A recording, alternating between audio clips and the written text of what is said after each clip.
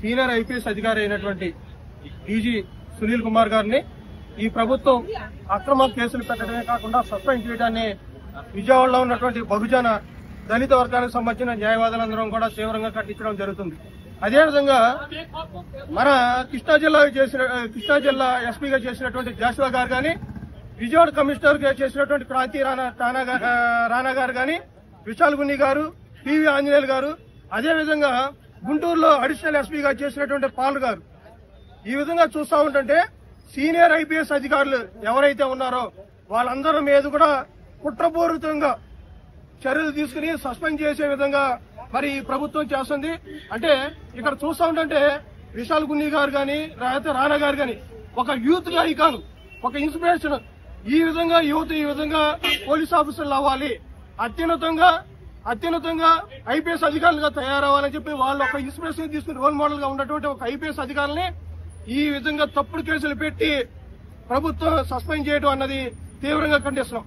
అదేవిధంగా దళిత వర్గానికి చెందినటువంటి సునీల్ కుమార్ గారు మరి చిన్నప్పుడు తిని తిండక మరి ప్రభుత్వ పాఠశాలలో చదువుకుని ఆయన డీజీపీ స్థాయికి వచ్చేసరికి ఈ ప్రభుత్వానికి కన్ను కట్టింది. కుట్రపూరితంగా సస్పెండ్ చేసి అతను ఈ రాష్ట్రానికి డీజీపీ అవ్వకుండా చేస్తున్నటువంటి సంఘటన ఈ రోజు చూస్తున్నాం. అదేవిధంగా కృష్ణా జిల్లాకు సంబంధించినటువంటి జాషువా గారు, మా ముద్దుబిడ్డ, ఆయన ఒక దళిత సమాజానికి చెందినటువంటి ఐపీఎస్ అధికారి. అతను ఒకడైతే ప్రభుత్వం మారిన వెంటనే బుకే తీసుకుని ఇంటికెళ్లి బెదిరిస్తే ఒక ఐపీఎస్ అధికారికి సంబంధించినటువంటి అధికారులు ఏం చేస్తున్నారు? ఎక్కడుంది ఇప్పుడు అధికారుల సంఘం? ఐపీఎస్ అధికారుల సంఘం, పోలీస్ అధికారుల సంఘం ఎక్కడుంది?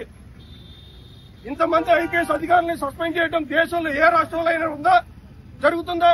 ఒకసారి ఆంధ్రప్రదేశ్ లో ఉన్నటువంటి ప్రజలు కానీ, పోలీసులు కానీ ఒకసారి వాళ్ళు ఆలోచించుకోవాల్సిన పరిస్థితి ఉంది. ఈ రోజు దేశంలో అత్యున్నత న్యాయస్థానానికి మన తెలుగోడు ఎన్వి రమణ గారు చీఫ్ జస్టిస్ ఆఫ్ ఇండియా అవ్వగానే సంతోషపడ్డాం అందరం. అదేవిధంగా ఒక దళిత వర్గానికి సంబంధించినటువంటి సునీల్ కుమార్ గారు డీజీపీ అవడానికి ఆయన అర్హత లేదా? కాబట్టి ఈ కూటమి ప్రభుత్వం ఒకసారి ఆలోచించాలి. ఎవరి మీద అయితే చర్యలు తీసుకున్నారో అవి నిలుపుదల చేయాలి, వెంటనే పోస్టింగ్ ఇవ్వాలి. మీరు సునీల్ కుమార్ గారి మీద మోపినటువంటి నింద ఏంటి? ఆయన తెలియకుండా అంట విదేశాలకు వెళ్లారంట. వెళ్లి మీ ఆస్తులు ఏమైనా కాజేసుకున్నారా? మీ ఆస్తులు ఏమైనా రాసుకున్నారా? మరి గత ప్రభుత్వంలో ఒక మంత్రి గారు అయితే మరి పన్ను చూపించుకోవడానికి స్విట్జర్లాండ్ వెళ్ళాడు కదా, ఆ లెక్కలన్నీ తీరా? కాబట్టి దళిత వర్గాల మీద జరుగుతున్నటువంటి దాడులను బెజవాడ బార్ అసోసియేషన్ లో ఉన్నటువంటి దళిత వర్గానికి సంబంధించిన న్యాయవాదులందరం కూడా మేము ఖండిస్తున్నాం. వెంటనే వీళ్ళ మీద తీసుకున్నటువంటి చర్యలు నిలుపుదల చేసి వెంటనే సునీల్ కుమార్ గారిని ఈ రాష్ట్రానికి డీజీపీగా నియమించాలని చెప్పి కోరుకుంటున్నాం.